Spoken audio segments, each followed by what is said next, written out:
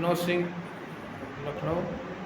आज हम राष्ट्रीय लोकदल के प्रदेश कार्यालय में लखनऊ में आए हैं और यहाँ पे हमारे साथ में हैं सुरेंद्र नाथ द्विवेदी जी, जो कि प्रदेश प्रवक्ता हैं।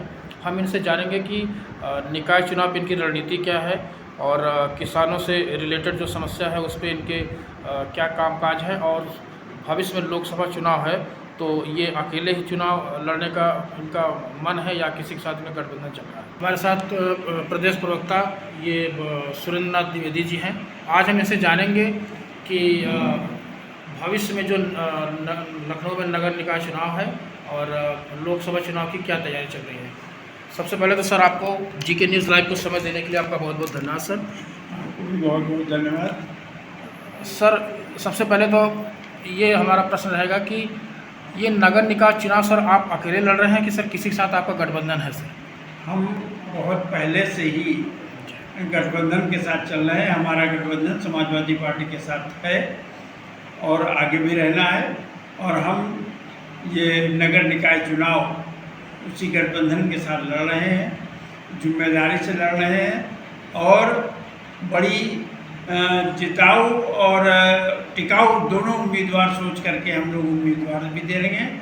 और साथ साथ में ये है कि ये संकल्प है हमारा और समाजवादी पार्टी का कि हम भाजपा को इन शहरों की सरकार से बाहर करेंगे। सर आपका इसमें एजेंडा सर क्या रहेगा? जैसे अभी तो आज बहुत दिन से ये भाजपा इसमें काबिज है, तो अभी सर आपका एजेंडा क्या रहेगा शहर की साफ सफाई को लेकर के, या और जो करप्शन चल रहा है, तो आपका सर एजेंडा क्या रहेगा सर जिससे आप जाएंगे लोगों के बीच से? देखिए, सबसे बड़ी बात यह है कि लखनऊ नगर निगम का मेयर अगर देखा जाए तो लगभग 25 साल हो गए और इससे ज़्यादा भी हो गए, 30 साल हो रहे हैं जब से भारतीय जनता पार्टी ही देख रही है। भारतीय जनता पार्टी का ही मेयर है।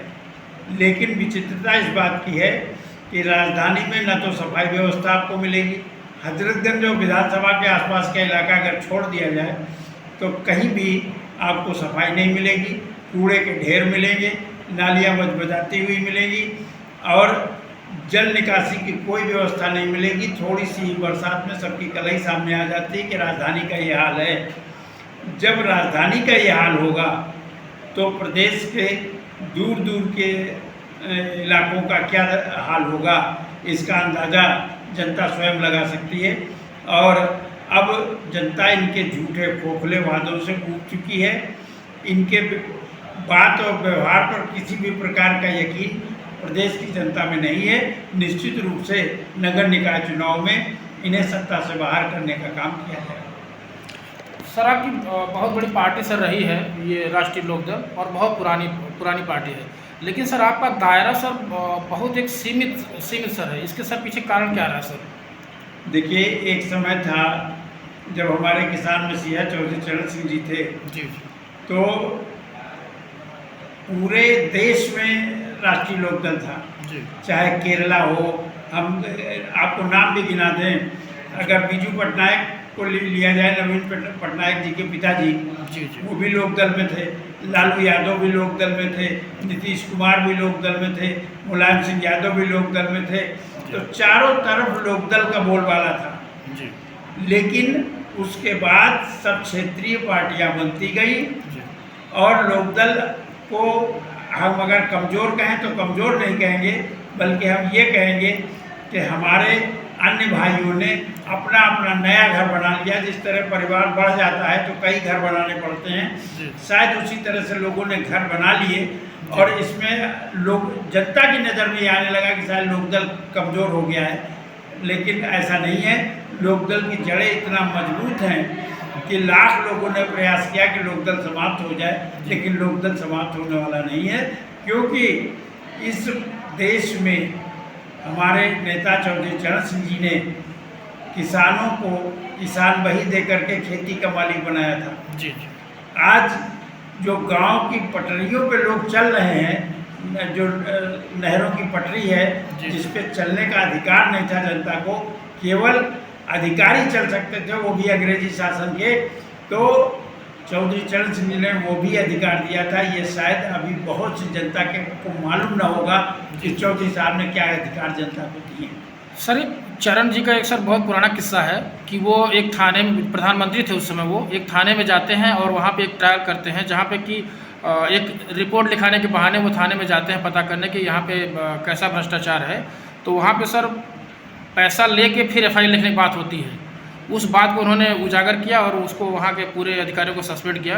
तो सर मुझे लगता है कि आपकी ये माननीय चौधरी अजीत जी स्वर्गीय और ये जो अभी आपके ये हैं, तो ये लोग धरती पर सर नहीं चल रहे हैं। इसका कारण है क्या सर, मूल कारण ये जो आप पीछे हो गए बहुत? देखिए हमारे चौधरी चरण सिंह जी ने जिस थाने की बात आप कर रहे हैं, जी जी, मैं वो नाम भी ले रहा हूँ, जी वो यही लखनऊ शहर की चौक कोतवाली थी।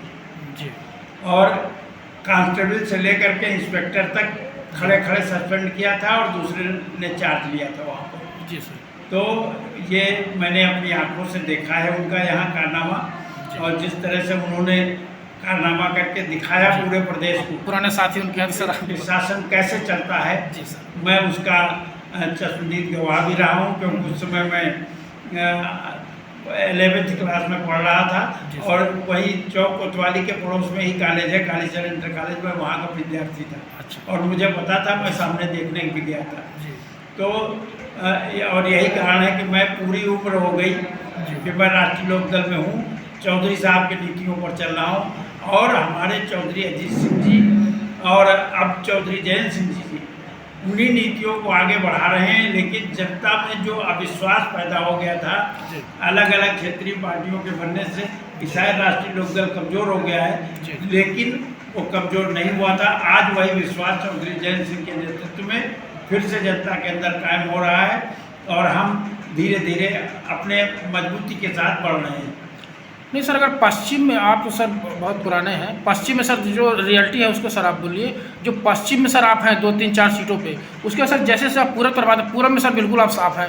पूर्वांचल जबकि एक बहुत 20-25 जिले का मालिक है, तो वहाँ पे सर बिल्कुल आप पता नहीं चलता सर, आपका कोई नाम ही नहीं जानता। आप बिल्कुल सही कह रहे हैं। देखिए पश्चिम जैसे थोड़ी देर के लिए उत्तराखंड का केदारनाथ धाम है, जी, चारों तरफ से आपदाएं आ गई, भूस्खलन हुआ, सब तरह की आपदाएं आई, लेकिन केदारनाथ धाम, केदारनाथ मंदिर वैसे ही है। इसका प्रभाव जो है वो आसपास रहने वाले लोग ज़्यादा समझ सकते हैं।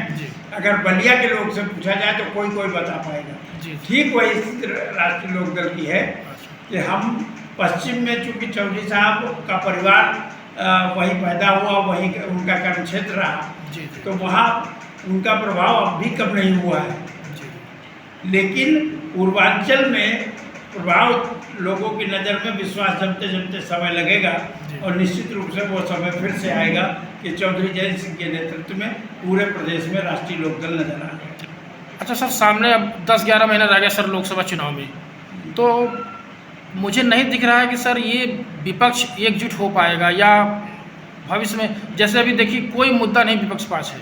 मोदी जी की जो नीतियां हैं, जैसे राशन से लेकर के किसान सम्मान निधि से लेकर के, और ये जो अपराधियों के ऊपर जो सर ये कार्रवाई ये योगी सरकार आपके उत्तर प्रदेश में कर रही है फटाफट, उससे सर आप लोग सर नहीं बैकफुट पे हो गए हैं, पीछे हो गए हैं, कोई मुद्दा नहीं बचा सर आपके पास? देखिए बुलडोजर जो है जी, वो कोई कार्यवाही नहीं है। जी, हमारा लोकतंत्र बहुत मजबूत लोकतंत्र है, जहाँ कानून सम्मत कार्रवाई होनी चाहिए।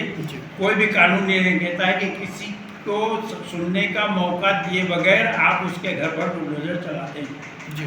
योगी सरकार ये कर रही है, और निश्चित रूप से जनता इसको समझ रही है।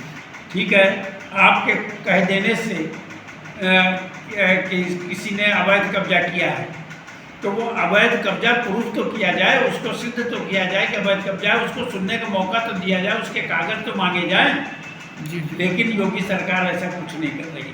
किसान सम्मान निधि हमारे आदरणीय नरेंद्र मोदी जी बांट रहे हैं, लेकिन साल में 6,000 अगर बांट रहे हैं तो खाद, बीज, महंगाई, बिजली, डीजल के भाव और गैस सिलेंडर, इन सबको मिला के 18,000 रुपये उसी किसान से वापस लूटने का काम भी हो रहा है सरकार के द्वारा।